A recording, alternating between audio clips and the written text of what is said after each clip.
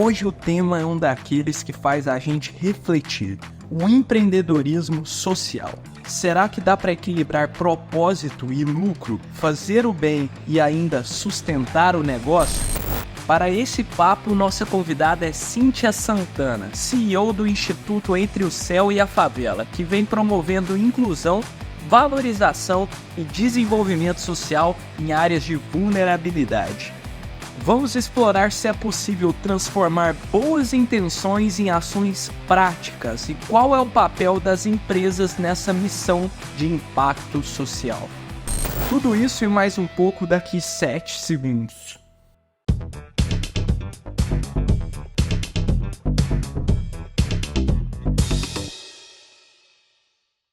Fala, turma, sejam muito bem-vindos ao Pode Sonhar, o podcast que aquece o coração de todos aqueles que sonham em se tornar jovens empreendedores. Pessoal, lembrando que o Pode Sonhar vai ao ar todas as terças-feiras no nosso canal do YouTube, o Pode Sonhar Podcast, e no seu streaming de áudio preferido. E lembrando também que a gente publica conteúdo diariamente nas nossas redes sociais, no Pode Sonhar PDC, fechou?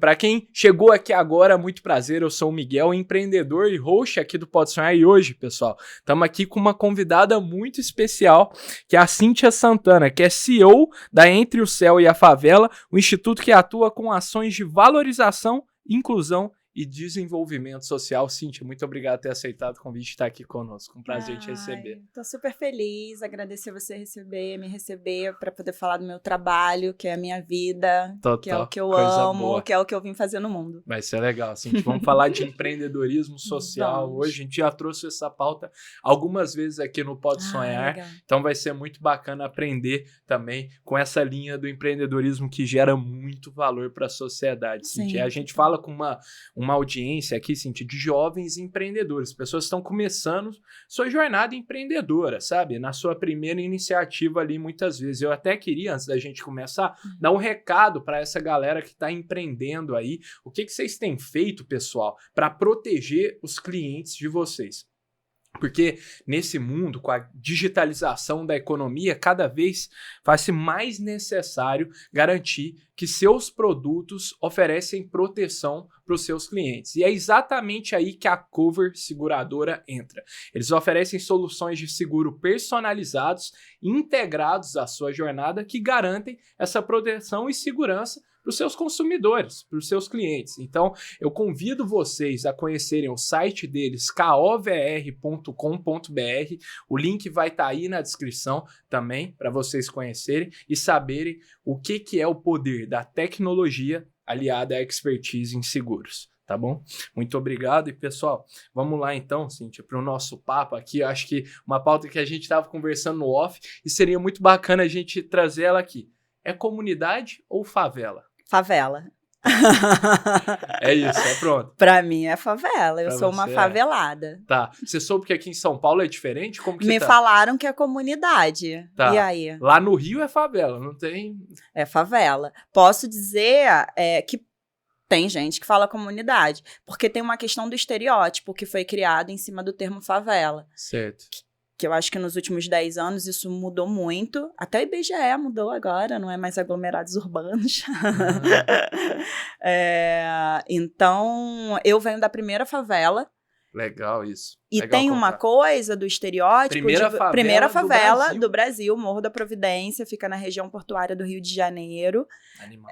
Lá surgiu o termo favela, que era uma planta de canudos. Então, podem pesquisar melhor sobre isso, né, da onde vem esse nome, mas essa coisa do estereótipo de ser comunidade foi colocado na favela, no termo favela, coisas muito negativas. Sim. As pessoas eram mal educadas, tudo é referência ruim, era a favela. Então as pessoas também não queriam se associar. Perfeito. O meu projeto chama Entre o Céu e a Favela. Sim. E por muito tempo eu tive muita dificuldade de ter recurso por conta disso. Por causa do estereótipo. Por conta do estereótipo, mas hoje o que a gente trabalha com as crianças é para tirar isso, porque a gente tem que ter orgulho de onde a gente veio. Sim. E o problema da favela não é a favela. O problema da favela é a falta de política pública. Legal. Legal, sim. É outra coisa. Então, pode ser favela aqui também hoje? Opa, vamos alinhar como favela, então. Esse alinhamento aqui de termos, vamos seguir dessa forma. Maravilha. Assim. E até como, pra gente dar o pontapé aqui nesse papo, Cíntia, a gente viu que a instituição Entre o Céu e a Favela começou como um informativo comunitário, né? Lá em 2011. Sim, e a gente queria ver com você como que foi o processo de evolução da instituição, né, de um informativo comunitário lá atrás e de onde veio o ponto de virada para expandir tanto assim. Hoje, eu sei que eu vim fazer isso no mundo. Mas naquela época eu não fazia ideia. E desde 2011 você está envolvida? Assim. Desde 2011 eu estou envolvida. O que aconteceu é que nessa época eu já dava aula de teatro no MOL, que o teatro foi o que mudou minha vida, com 20 anos. E eu comecei a fazer um curso de formação para jovens, para aprender a fazer projetos, para escrever, isso tudo dentro da favela. E nessa época a gente fazia em grupo. E o grupo decidiu fazer informativo, porque eu estava dando aula de teatro, eu queria mais uma coisa da arte, mas quando o grupo decidiu, eu falei, vambora, porque na verdade eu queria fazer alguma coisa. E aí depois eu ia ver o que ia rolar. Tá. Montamos o projeto, apresentamos na banca, mas esse processo entre preparar tudo e apresentar na banca, o grupo acabou, assim, eu fiquei sozinha.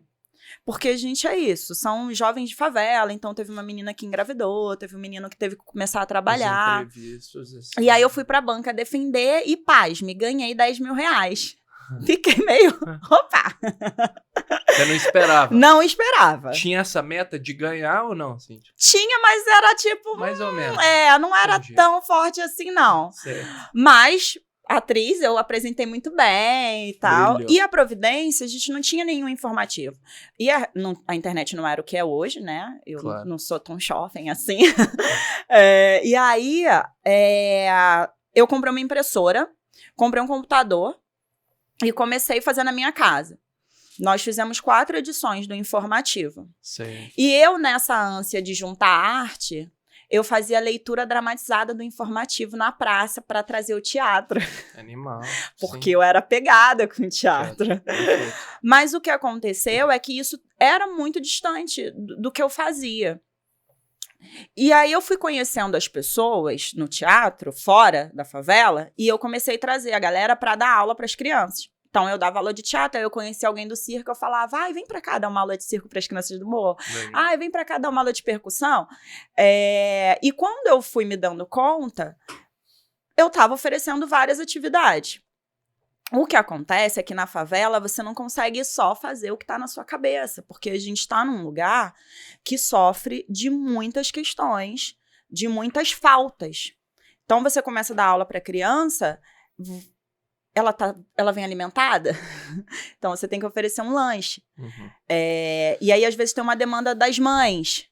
E aí, de repente, tem os jovens. Uhum. Então, é meio uma cebola, você vai descascando aquilo vai tendo camadas. Que você, num primeiro momento, não percebe. Não. Sim. Eu queria dar aula de teatro para criança porque eu descobri a autoestima com teatro e na minha cabeça elas iam descobrir a autoestima também. Eu queria uma ludicidade e tal.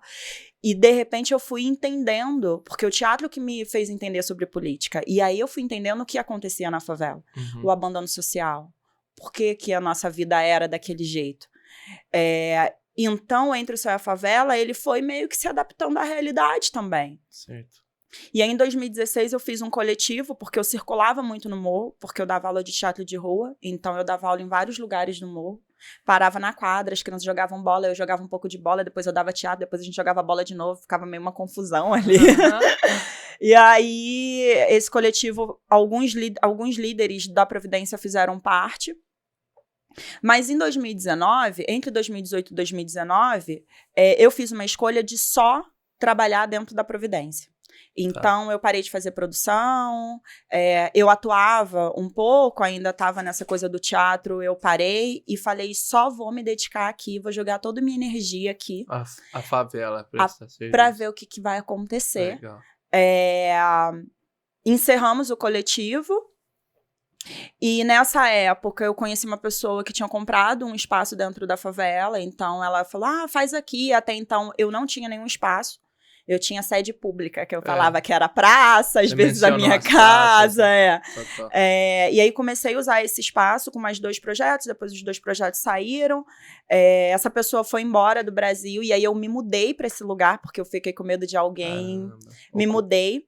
E em 2019 foi o ano mais difícil, assim. Eu não tinha grana para nada.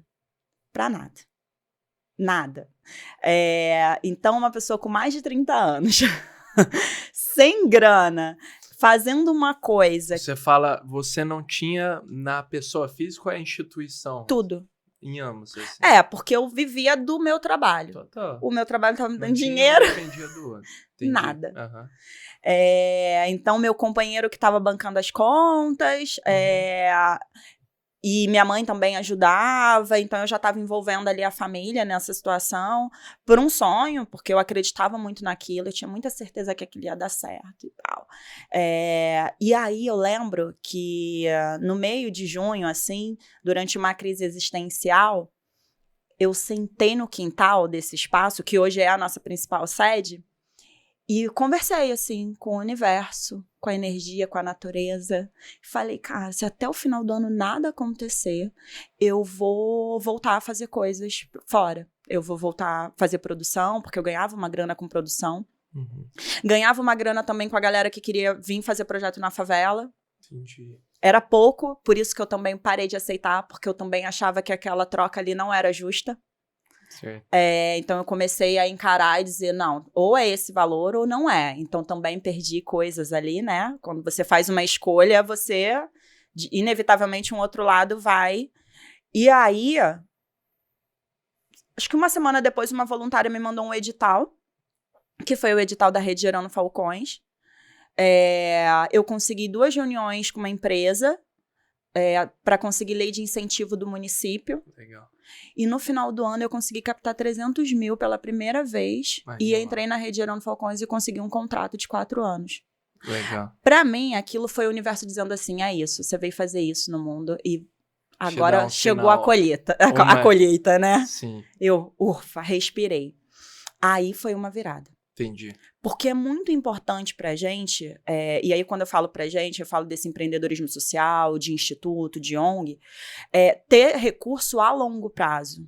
Porque às vezes você capta um valor, aí dura 5 meses, aí fica 3 meses sem dinheiro. O aperto. E aí você fica, às vezes você não consegue manter o professor, você não consegue manter um projeto novo, você fica esvaziando, enchendo. Então, esses últimos 4 anos, eu cresci 20 anos. Com certeza. Eu, Cíntia, como ser humano, eu me dei conta de que eu sou uma empreendedora social.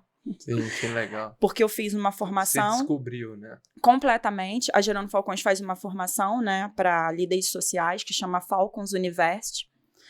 E tinha muita coisa lá que eu fazia, mas eu não me dava conta que aquilo tinha nome. Sim, imagino. Que aquilo era uma metodologia. E, que é o que acontece na favela, né? O favelado é empreendedor, porque ele tem que sobreviver sem nada. Ele tem que dar conta sem recurso, vai ali, compra 10 águas, vende esse dinheiro, ele pega tem que se virar. Então, ele é empreendedor nato. Sim, e a gente não sabe esses nomes super complexos em inglês e tal, mas eu falei, gente, eu sou uma empreendedora social. Mas na prática sabe, né? Na prática falam muito assim, né? Até um nome em inglês que inventaram para isso, né? Que falam existe o Bookwise, pessoas que têm o entendimento dos livros e tem o Streetwise, quem tem o conhecimento das ruas, né, Cíntia? Quem tem o conhecimento da prática do dia a dia. E ambos são muito válidos, exatamente, né? E quando se combinam, então, né, igual você viu a metodologia ali do Gerando Falcões para se tornar uma empreendedora social, você se encontrou nisso. Me reconheci. Então, você vê o poder de também aprender com quem está aplicando na prática tudo, né? Sim, gente? sim, Legal. total. Fez muita diferença. Eu saí de Equipe, quem é empreendedor sabe, né? Sim, sem dúvidas. E muitos voluntários. Hoje a gente tem 50 pessoas na equipe. Animal, que legal. A gente hoje atende 240 crianças, forma 350 pessoas. No ano passado, a gente formou 350 jovens e mulheres. A gente emprega pessoas, até agora a gente já empregou 88 pessoas. É um número relativamente baixo da nossa meta, mas para uma ONG, empregar a galera da favela com outras empresas é muito significativo. Sim, sem dúvidas. E hoje eu pago as minhas contas, pago os meus boletos, tudo em dia, sim, vivo do que eu amo, fazendo o que amo. Sim. Eu acho que é muito legal assim, você trazer tudo isso, porque o empreendedorismo social é algo para ser considerado para todo mundo que está nos ouvindo aí. É um caminho assim que dá para você viver, pagar suas contas e trabalhar com o que você ama, com um propósito gigante. Sim. E eu até queria te pedir, Cíntia, para ver... É muito recente, talvez, esse termo, né, do empreendedorismo social, né? Não sei se já existia ele há muito tempo atrás, mas que eu queria pedir para você fazer uma análise qual a importância do empreendedorismo social no enfrentamento para a desigualdade aqui no Brasil. Você vê que tem uma importância muito grande, como que é? 100%. 100%. E acredito que todo mundo, como você acabou de dizer, precisa olhar para esse lugar do empreendedorismo social. O que a sua empresa está fazendo para acabar com a desigualdade? A gente tem o termo hoje ESG, né? Mas o que de fato... Porque a desigualdade, ela não atinge só quem está lá na favela, não. Uhum. É uma questão social que precisa ser resolvida por todo mundo. Exato.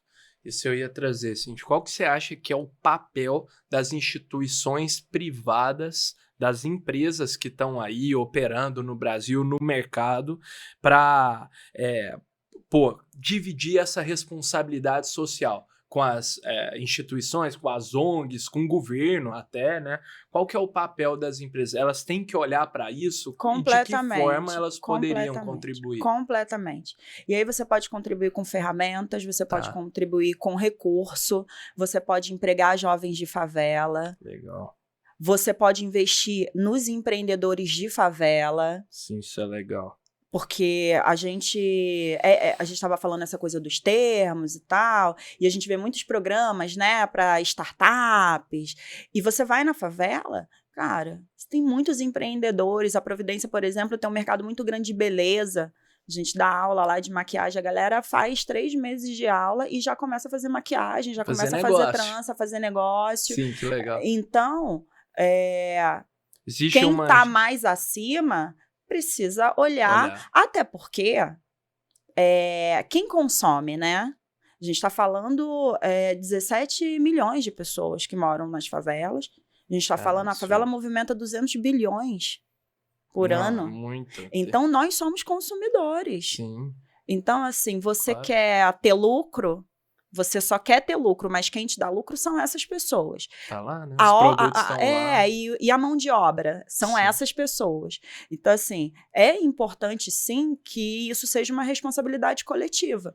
E dos 3 setores. O poder público também precisa fazer política pública dentro da favela. Hoje a gente faz um projeto de urbanismo social dentro do território e é a junção dos 3 setores, precisa juntar. Então a gente tem um patrocínio das empresas, a gente fica atrás lá no Rio da Colurbe, da prefeitura, porque não é primeiro que ONG não é responsabilidade minha cuidar do lixo. Uhum. Não é responsabilidade. E eu nem consigo, porque é outra estrutura, né?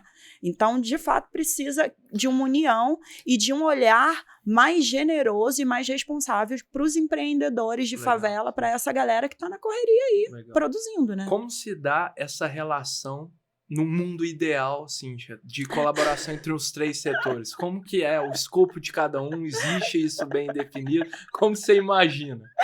Ai, vamos imaginar as melhores coisas. As melhores práticas. A ONG, ela tá na ponta. Tá. Eu tô dentro da favela. Isso. Você tá lá na sua empresa no asfalto, o poder público tá lá na prefeitura no lugar dele. Uhum. Primeiro, essa escuta sincera e respeitosa de entender quem sabe o quê. Bacana isso. Porque tem coisa que só eu sei. Porque eu tô dentro da favela, eu moro lá, eu vivo lá, é todo dia. Não tem como você, que vem lá do outro lugar... Vou dar um exemplo, que eu dou bastante, assim. Se você hoje chegar na sua casa, seu sofá estiver na sua cozinha, o que você vai pensar? Cara, coisa estranha. O que aconteceu aqui, né? Alguém mexeu uma coisa que... Alguma coisa tá errada. Acho que eu ia pensar isso. É isso que acontece, por exemplo, quando você vai fazer obra.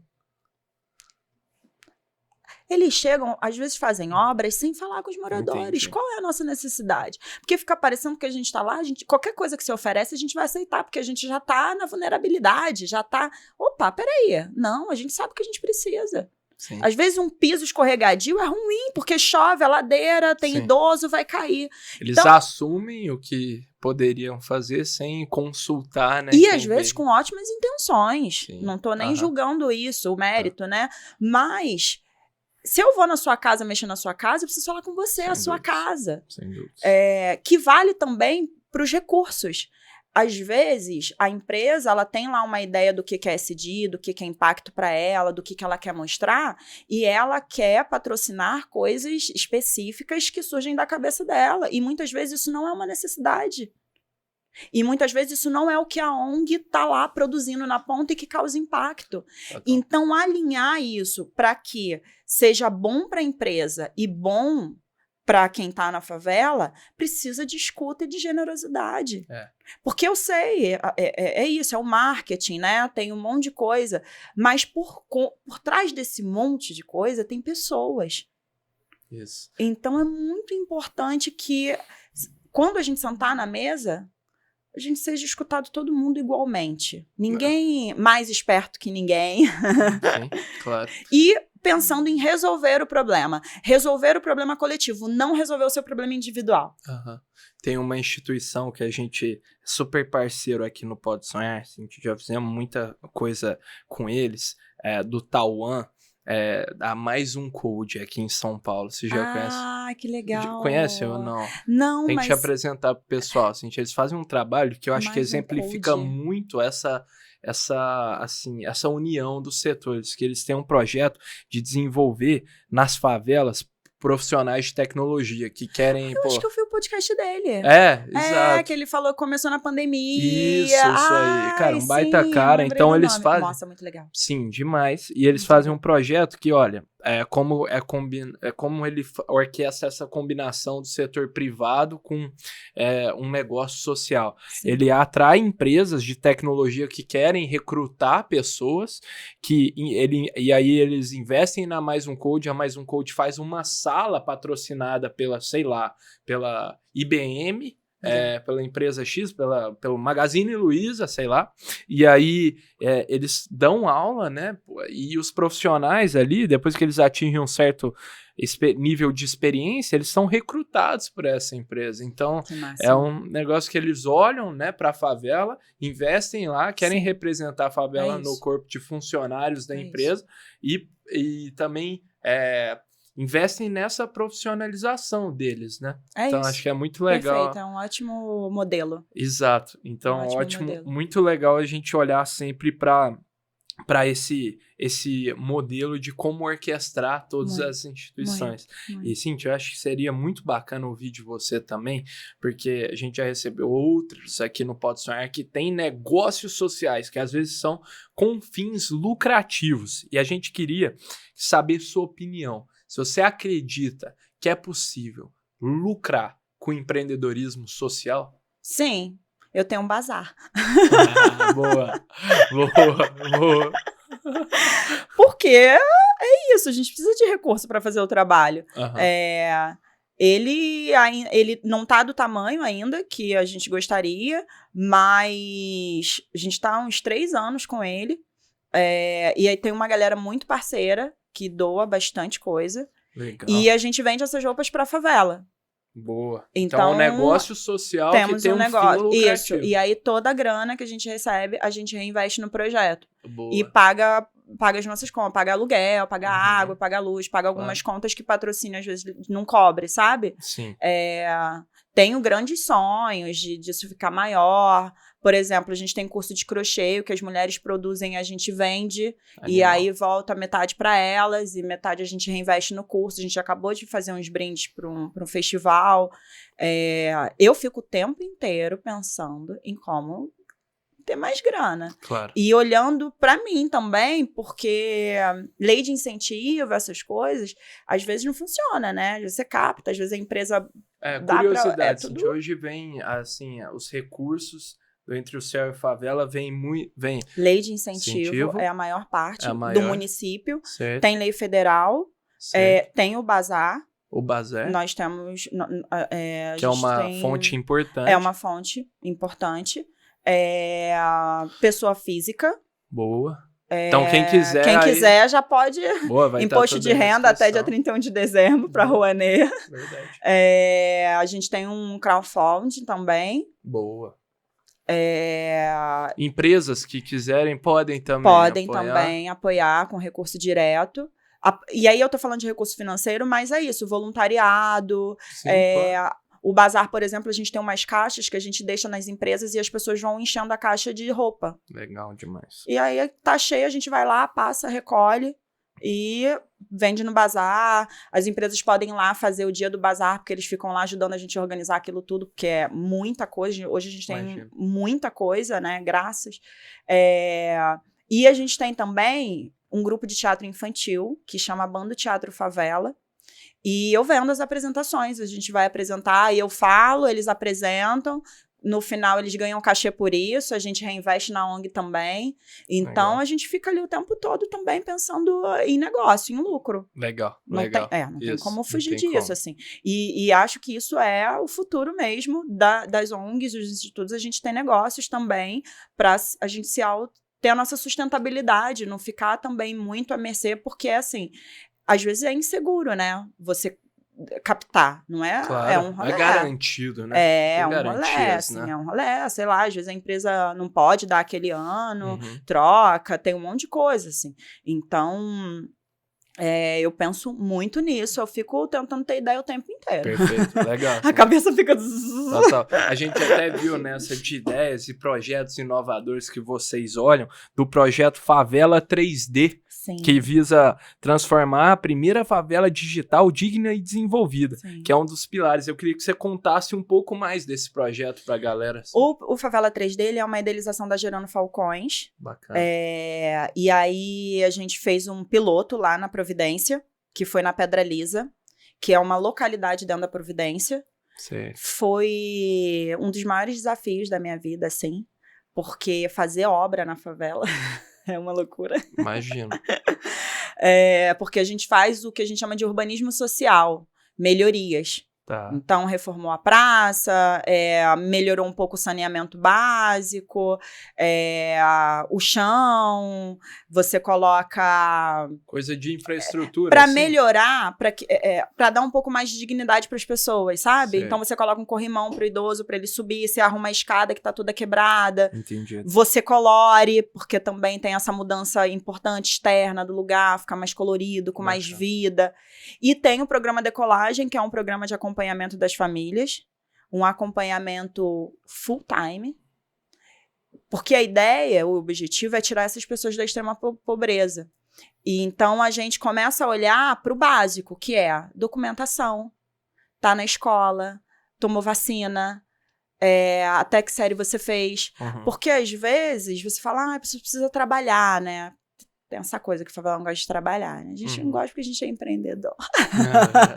Mas, não tá... Mas peraí, a pessoa tem documentação? A pessoa existe? Ela tá... Onde é que ela tá? Ela tá inserida em quê? É interessante isso, né? Sim. Se você não olhar pra base... Tem que descascar a cebola. Tem que descascar a cebola. A criança tá na escola, porque a mãe precisa... Quem olha de fora acha que os problemas são mais simples de serem resolvidos. Com certeza. O tempo inteiro. Porque tem lixo na favela? Porque as pessoas são poucas. Peraí, se a pessoa não tem como se alimentar, você acha que o lixo é um problema pra ela? Opa. Então, precisa de um pouco de empatia e de vivência também. Sobe uma favela, pega um morador, um líder social e sobe a favela. Vai olhar aquilo de dentro com outro olhar, porque o olhar de fora realmente, às vezes, você imagina coisas que não é real. Então, esse programa, e aí é psicólogo, é mentor, porque tem as questões de trauma, as questões emocionais que a gente precisa ir tratando e dando conta, para que essa pessoa, a longo prazo, ela caminhe sozinha, para que ela tenha dignidade. Certo. Porque o contrário de pobreza não é riqueza, é dignidade. Que legal isso. Mas é um trabalho intenso. E aí, quando eu falo para você, assim, um dos mais desafiadores, porque é você ficar ali, pegar na mão e falar, vambora, vai dar certo. Então, as mentoras são ir subir morro, e marcar encontro, e faz reunião, e volta. Então, na Pedra Lisa, a gente tem comitê mirim. Legal. Tem as crianças que, a gente quer essa obra aqui, a gente acha legal, aí elas ajudam a colorir, ajudam na reforma, porque você vai criando essa relação delas com o espaço, com o novo espaço, do cuidar, tem a discussão do lixo, isso tudo, aí eu falo assim, mas a prefeitura faz obra, assistente social, sei que. O grande diferencial do Favela 3D tem a ver com essa brincadeira que eu fiz com você do sofá, é que o Favela 3D, ele só acontece se o morador topar.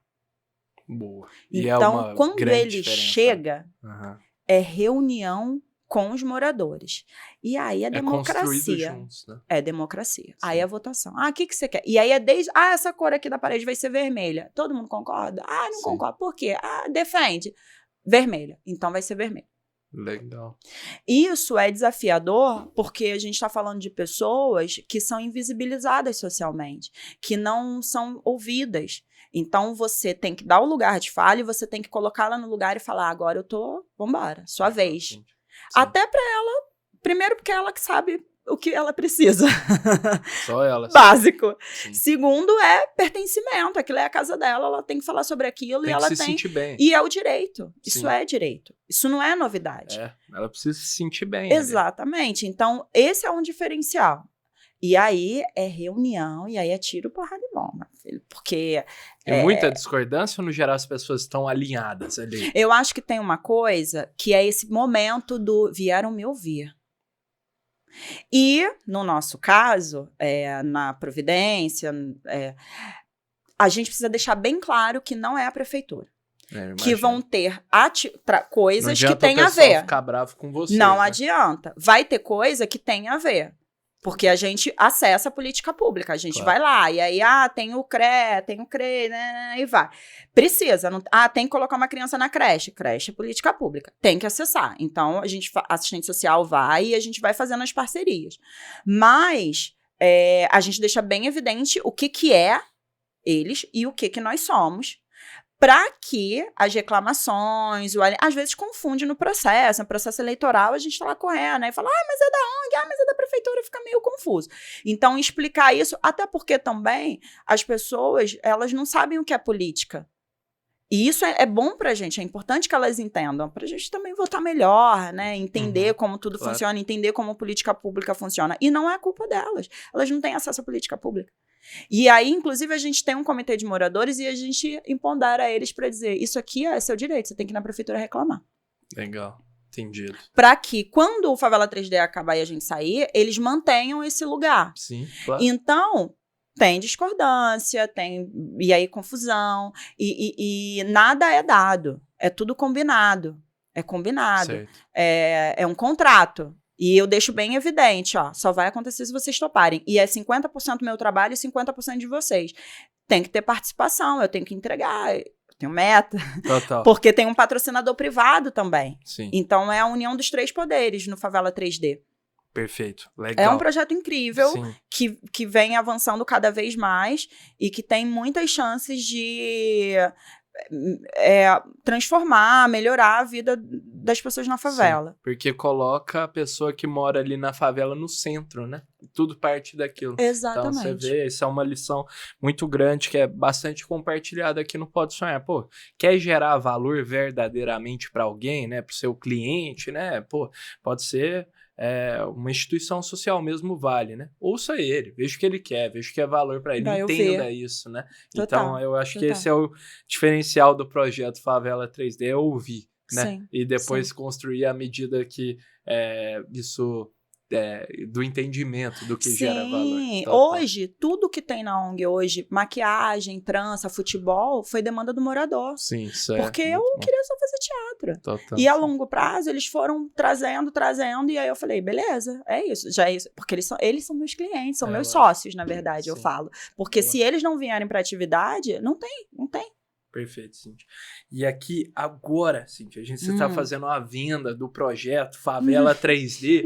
Agora a gente vai caminhar para uma dinâmica clássica aqui do Pode Sonhar, que a gente desafia os convidados e convidadas a venderem um objeto inusitado aqui, inspirado naquela cena icônica do filme do Lobo de Wall Street, em que o personagem interpretado pelo DiCaprio pede para um dos funcionários vender a caneta. Aqui no Pode Sonhar a gente substitui a caneta por objeto surpresa. Já vou te apresentar, vou pedir pra galera rodar a vinheta aí pra gente. Tá bom. Bom, me vende essa caneta. Vai, observa. É que eu te vendo essa p*** de caneta?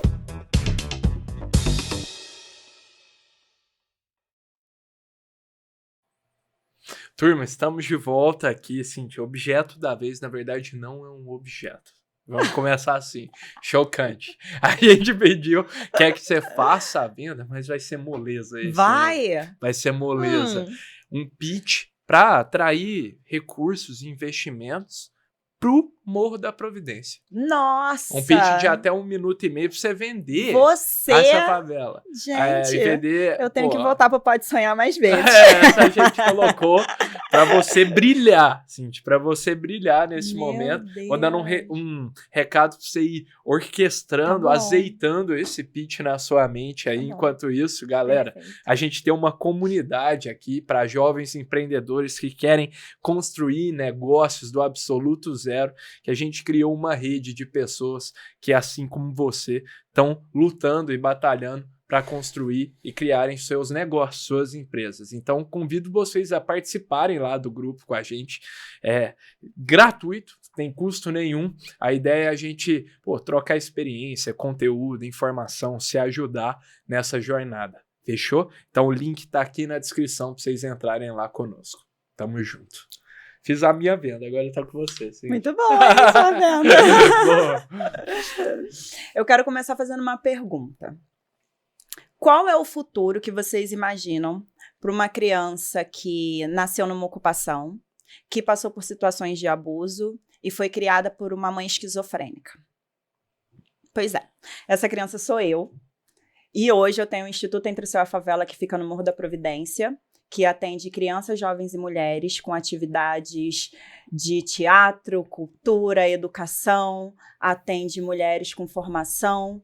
Então, eu quero convidar você a se juntar à criança que eu fui, à mulher que eu sou hoje, para transformar a vida dessas pessoas e mudar o futuro delas como eu mudei o meu. Bora! Ótimo, brilhoso. 1 minuto e meio?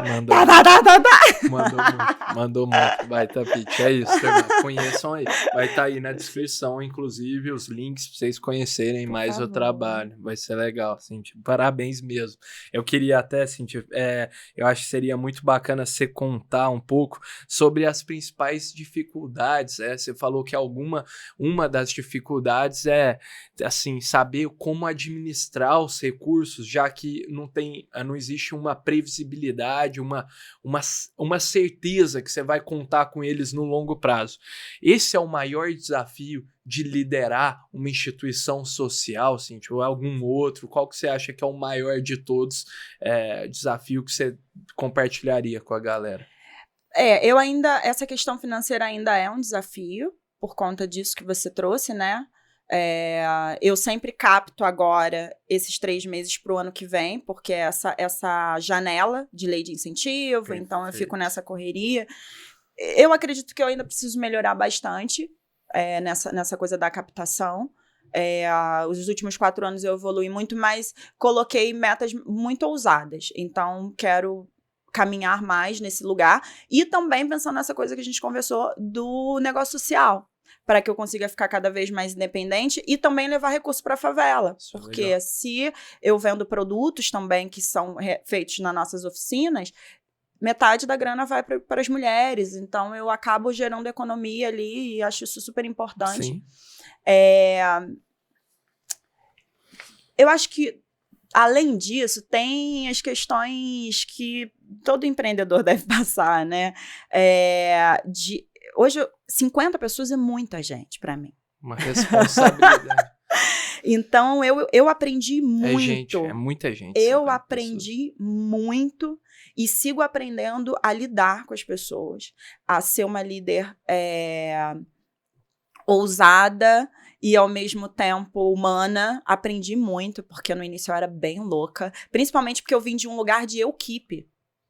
E eu Como sou assim, uma pessoa... louca, assim? Porque assim, curioso. eu sou uma pessoa extremamente perfeccionista. Tá. Eu faço até 10 anos de terapia. A terapia me ajuda muito. Mas o perfeccionismo é aquilo que, assim, é o meu jeito de fazer. Sim, seu modo de funcionamento. Você chega hoje no Entre o Céu e a Favela, as pessoas falam, nossa, tudo muito organizado e tal. Todo mundo acha que eu, Cíntia, sou assim. Eu não sou assim, eu sou bem desorganizada. Mas no trabalho eu sou muito organizada. E tem uma coisa que, assim, pra mim, eu tô num lugar que já sofre muitos abandonos. Então eu quero oferecer a melhor coisa. Então Legal. o professor, ele tem que chegar antes do horário. A criança tem que chegar, o professor já tem que estar lá. Então o atraso é uma coisa que tira a minha paciência. Certo. E aí eu fui respirando, meditando, trabalhando espiritualidade, entendendo ferramenta. Sim. Buscando recurso pra não... Porque, nossa, às vezes tinha um momento de grito, de grosseria, de... O que vocês estão fazendo? Vocês vão acabar com a minha carreira? Nossa! Você não faz isso. Miguel! E porque, assim, esse é o trabalho da minha vida. O meu trabalho é a minha vida. Eu vim fazer isso no mundo. E eu fiz isso muito tempo sem grana. Então, hoje, eu tenho muito mais responsabilidade. Tipo, eu tô ganhando uma grana e uma grana de imposto que é dessas pessoas. Então, não é de graça. Certo. Então, eu quero entregar o meu melhor, eu quero fazer o meu melhor, eu sou muito exigente. Isso ainda continuo muito exigente. Mas fui entendendo a ser mais humana. E, assim, realmente lidar com as pessoas é um desafio para mim.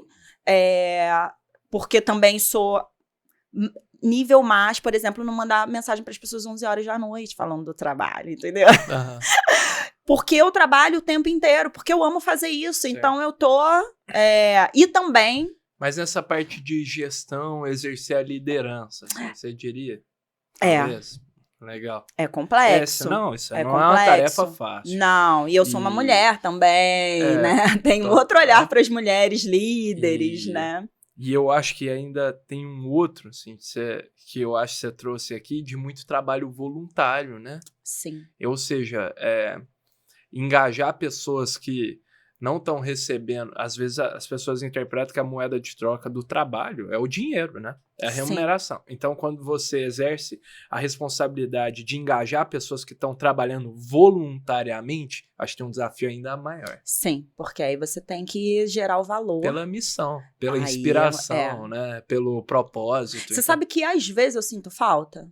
do... Desse momento de quando as pessoas trabalhavam mais voluntárias, porque às vezes, com essa quantidade de gente, eu ainda participo das entrevistas.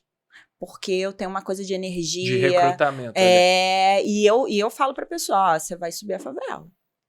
A gente já teve experiência de gente desistir na entrevista. Que eu achei incrível. Porque ela não gasta o tempo dela, não gasta o meu, mas eu deixo bem evidente. Eu falo, isso aqui não é isso que você vê no Instagram. É de complexo, a gente tá falando de favela, né? Tem a questão do risco. Às vezes a gente para de trabalhar porque tem operação. Falta água, falta luz. A gente vai trabalhar com pessoas que têm questões muito profundas, que, como eu te disse, alimentação, isso tudo. E você tem que ter um respeito por essas pessoas, principalmente com as crianças, porque elas vão para a atividade. E aí você tem que olhar e falar, nossa, ela tá aqui vindo na atividade apesar de tudo. Então, achar as pessoas também é um desafio. É um desafio. Até porque também as pessoas estão precisando trabalhar, então às vezes a pessoa chega lá e só quer ganhar uma grana. E eu fico pensando assim, cara, eu preciso de alguém que esteja linkado à missão. Eu preciso de alguém que Mas hoje as 50 pessoas são remuneradas. São remuneradas. Entendi. São Não remuneradas. Tem mais o trabalho 100%. Temos voluntários. Por exemplo, a gente tem psicólogos voluntários que atendem essa galera. Porque chegou lá, você ganha um terapeuta. Legal. Que ótimo. Porque não tem, né? Claro, saúde mental é super... Então, os nossos psicólogos são voluntários. Eles atendem online essa galera. A gente tem voluntário de escrita de projeto. Tem pessoas que eram voluntárias e aí, quando eu consegui grana, eu contratei essas pessoas. Essas são as mais assertivas, assim. Acertei muito com essas pessoas. Tem voluntário do bazar. Tem voluntário que então vai lá e faz... Sim. Tem, não. E quem quiser ser voluntário, vai lá, gente. Legal. Porque por exemplo, hoje a gente tem uma equipe grande do Favela 3D. O Favela 3D acaba no que vem, em dezembro. Então, essa galera, quando acabar o Favela 3D, essa galera sai também, né? Eu não preciso, não tem essa necessidade de tanta gente. Isso, exatamente. Perfeito. Então, voluntariado é uma coisa que a gente trabalha muito. E as empresas, que é o que você estava dando o exemplo do Tauan, né? Pô, a galera tá lá, RH, tecnologia, vai pra favela, faz um dia lá de tecnologia na favela, é voluntário. Claro. Isso é super importante. Legal, Cíntia. E estamos caminhando, infelizmente, pro finalzinho aqui, Cíntia. Pô, e eu queria pedir para você compartilhar, talvez, a sua história quando você fez o pitch, assim, muito emocionante. Claro que você pode contar ela também, ou alguma outra que você... que o seu trabalho, Cíntia, assim, impactou, né? Que o Instituto impactou positivamente a história de alguém, uma história que te inspire a continuar trabalhando em prol dessa missão. Você compartilhar aqui no final desse episódio. Vou falar de mim. Tá. Eu faço isso, Miguel, para me salvar todo dia. É isso, eu nasci numa ocupação no centro do Rio de Janeiro. Minha mãe era levada muitas vezes para a clínica e ficava internada no Pinel por conta das questões que ela tinha. Na adolescência eu trabalhei em todas as redes de lanchonete. Isso foi maravilhoso, porque eu adquiri muita experiência em telemarketing, isso tudo. Com 20 anos eu conheci o teatro. O teatro, de fato, me salvou. O teatro me resgatou minha autoestima, me devolveu a cidade, porque eu morava no centro. Então, para mim, aquilo ali era o que existia da cidade. O que acontecia na favela eu achava que era... normal, né? Para mim, eu não entendia de política, então o teatro também me ensinou a política. Nos últimos 4 anos, eu tenho realizado e vivido coisas inimagináveis. Inimagináveis. Para uma pessoa que veio de onde eu vim. Todo o meu trabalho, tudo que eu construí hoje, foi com as pessoas acreditando em mim. Foi com pessoas igual a você, que abrem um espaço para a gente estar aqui contando a nossa história. Então, essa rede acreditou em mim e foi me dando, me subindo. Então, assim, vou respirar para não ficar emocionada. Mas eu ainda olho para o que eu faço e falo, caraca, você chegou nesse lugar. Que legal. E isso é importante porque hoje eu trabalho com as crianças. Então, elas me veem nesse lugar e eu digo para elas, vambora, vocês podem e eu tô aqui e a gente vai se virar. E aí é óbvio, milhares de barreiras, né? A minha vida é isso, assim. Eu mudei, descobri o mundo com 20 anos. Naquela época eu achava que eu estava super atrasada, porque eu conheci gente que já tinha mestrado. E aí eu falava, nossa, eu nem na faculdade eu entrei. Eu entrei na faculdade agora, na pandemia, que eu consegui finalmente passar para fazer licenciatura em teatro, que é o que eu amo. Fiz um semestre, tranquei, porque a agenda tá um caos, mas eu vou voltar. Eu viajei para Paris. Cara, é surreal, assim, sair do Brasil e com lideranças incríveis, né? Eu já fui para Medellín, ver o que eles fizeram em Medellín para aplicar aqui, a Gerando Falcões me levou. Eu já fui para Miami apresentar, falar da ONG, falar da favela num jantar. Eu pago as minhas contas, eu me alimento bem. Hoje eu tenho olhado para minha espiritualidade, eu faço terapia, porque a gente fala muito da questão emocional. Eu precisei superar muitas coisas internas, claro. E faço isso diariamente. Só que como as pessoas vão fazer isso se elas ainda não têm as necessidades básicas delas supridas? Então, eu sou um case. E todo dia eu enfrento alguma coisa e falo, cara, vambora, assim. E acho que para quem tá me ouvindo e tá passando alguma coisa, alguma dificuldade nesse nível, assim, de tipo, caraca, deu tudo errado e tal, é resiliência no nível máximo. E a minha resiliência, eu aprendi com a minha mãe, vendo a minha mãe ser internada. Minha mãe era levada pela polícia e passava, ela ficava lá um tempo e quando ela ficava bem, meu tio ia lá, tirava ela. Minha mãe voltava como se nada tivesse acontecendo, pegava as coisas e ia pra rua vender café, porque ela vendia café no centro do Rio. Arrumava a grana e voltava.